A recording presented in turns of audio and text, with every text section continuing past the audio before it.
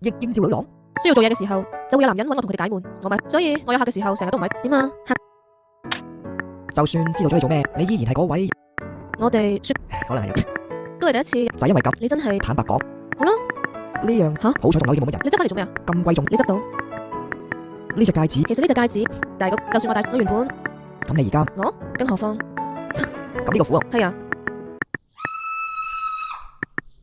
你點解要咁對我啊？唔通佢好似係留原來你識佢啊，我知，佢爸爸好似好耐都唔怪得啦，佢話可以，你話你愛我噶嘛 ，Johnny，你喂，佢冇嘢啊，佢好似好大膽，真係放心唔落，點解做千祈唔好咁，人只死咗？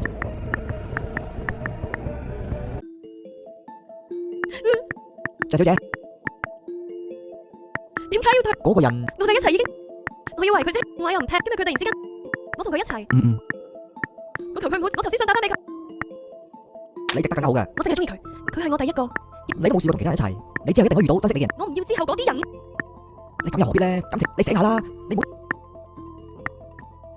忘記我？你話佢會忘記我？冇可能忘記，我唔想好似以前咁，我會俾佢忘記我噶，我得翻佢。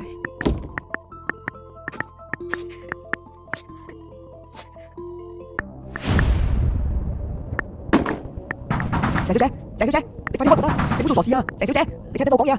你唔好因為呢啲嘢放棄自己啦！喂，你聽唔聽到啊？喂，唔好啊！你唔好咁啊！你唔好睇唔開啊！謝小姐。